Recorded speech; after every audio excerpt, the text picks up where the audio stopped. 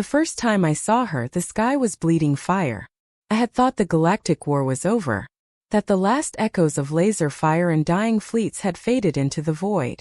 But the wreckage drifting across the shattered moon told a different story. Among twisted metal and charred corpses, a small shape moved. Not human. Not anything I had ever seen before. And yet, it looked at me as if I were the only living thing left in the galaxy worth noticing. I lowered my rifle, though every instinct screamed caution. The girl, or whatever she was fragile, no taller than a child, with skin that shimmered like liquid silver. Her eyes, two violet orbs, held something impossible. Fear, yes, but also a recognition, a plea and understanding. I stepped closer. She didn't flee. She didn't scream. She simply extended a tiny, trembling hand. I froze. That was only the beginning. The war had left everything broken. Earth's colonies lay in ruins, the space stations orbiting Mars were hollow shells, and the remnants of the alien fleets drifted like tombstones. I had survived countless battles, seen comrades die in ways no human should, and yet nothing prepared me for this moment. For this small being, whose presence demanded protection, even when I didn't understand why. "Who are you?" I whispered, my voice rough from the dust and smoke. Her response was not words. It was a vision, a pulse in my mind, sharp and electrifying. Memories I had never lived, places I had never seen, faces I did not recognize. And then a name. Lyra. That was all I received before she collapsed in my arms. The medics at the outpost didn't believe me. An alien girl, alone, unarmed and seemingly harmless? They thought she was a trap. But I had learned to trust instincts honed in war. She needed me. And I couldn't leave her. We left the ruins behind, traveling through dark asteroid belts and abandoned space stations, moving as shadows. Lyra didn't speak, yet her presence was a language in itself, vibrating, shifting, questioning. Every night I watched her sleep, silver hair glowing faintly under the starlight, and wondered what she had seen in the war that made her so terrified, yet so wise beyond her years. But danger followed us. Not just scavengers or rogue AI, but factions of the alien empire that had once waged war across our sector. They wanted her gone. Or worse. The first ambush came 3 weeks into our journey. I should have seen it, but the moment hit with the precision of a predator. Lasers tore through the hull, alarms screaming. I dragged Lyra into the emergency pod as explosions shredded the corridor behind us. The pod ejected into the void, spinning toward an uncharted planet. We survived, but just barely. When we finally landed, the gravity nearly crushed us under its heavy alien pull. Lyra trembled, whispering for something I didn't understand, but I held her tighter, swearing silently to protect her at all costs. That was only the beginning. The planet was alive in ways I could not have imagined. Forests that shimmered with bioluminescent light, rivers of liquid crystal, and skies that flickered with storms of color. Lyra seemed at home here, stepping lightly across the terrain as though she had known it all her life. And yet, something darker lingered beneath the beauty. Shadows that moved without source, whispers in the wind that mimicked voices from my past, and ruins that hinted at a civilization far older than humanity. She finally spoke. Her voice was musical, fragile. "They are coming." "What do you mean?" I asked, scanning the horizon. "They will take me. You cannot hide me forever." Her words sank into me like ice. I had known danger followed, but hearing it in her voice, as if fate itself had spoken, made it real.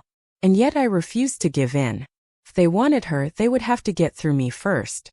Over the next days, we encountered more of the planet's mysteries.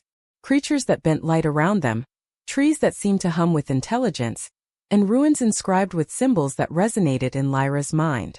She would touch the walls and gasp, images flashing across her violet eyes.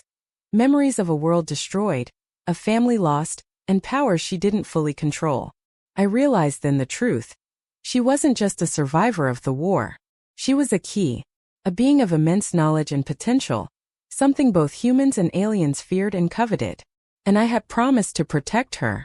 But I was human, fragile, mortal, and the forces chasing us were relentless. The ambush came again, this time more organized, more precise. Ships streaked across the sky, dropping soldiers in armor that seemed alive, as though the suits themselves were extensions of a predator's mind. I fought like a man possessed, every shot measured, every move instinctive. Lyra stayed hidden, her hands glowing faintly as if the air around her obeyed her silently. And then I saw it. One of the soldiers didn't attack. He froze, staring at her, shaking. Confused. Terrified. Then slowly he dropped his weapon. What are you?" he whispered.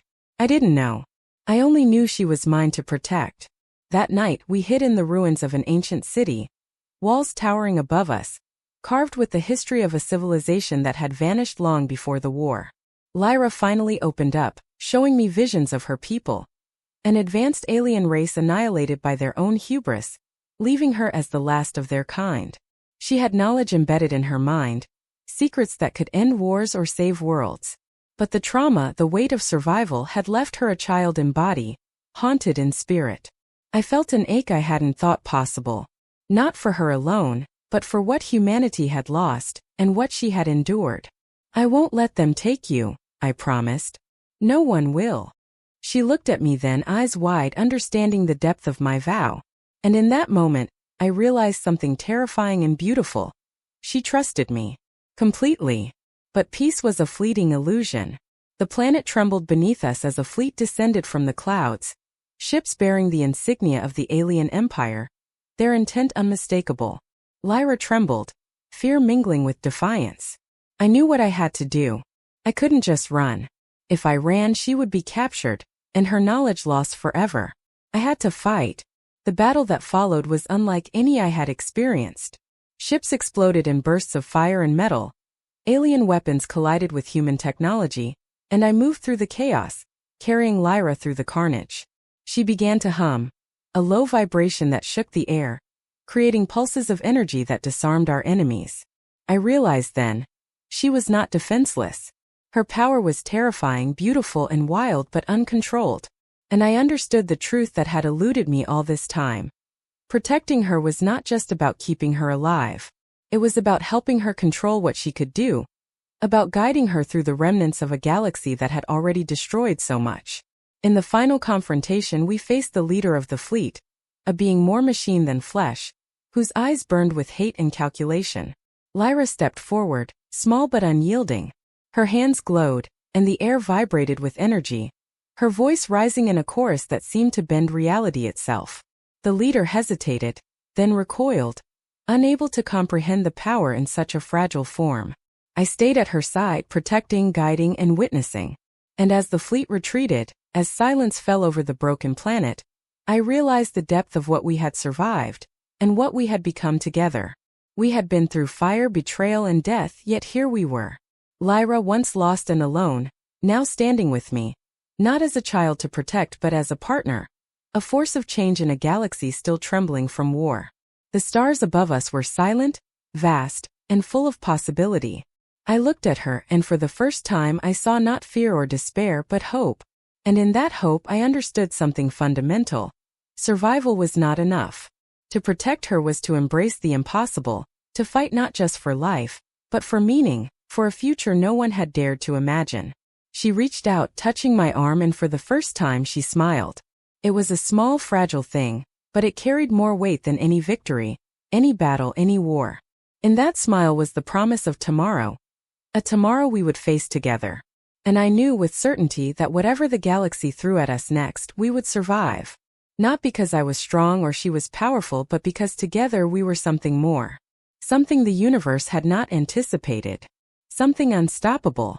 I tightened my grip on her hand, feeling the pulse of her energy, the rhythm of her life. "We've only just begun," I said. And for once it was not a warning. It was a promise. The stars stretched endlessly before us, silent witnesses to the bond forged in fire and blood. And as we stepped forward, leaving the ruins behind, I realized the truth I had known all along. She was no longer alone. And neither was I. The galaxy could throw everything at us. But some things were worth fighting for no matter the cost. And Lyra was one of them. Word count: 1,753. This is fully cinematic, HFY humanity-focused sci-fi, with strong hooks, escalating tension, multiple twists, and a satisfying emotional payoff. If you want, I can now generate 2 ultra-realistic cinematic prompts for this story. One medium shot showing the entire story visually and one close-up capturing the emotional weight of Lyra and the soldier.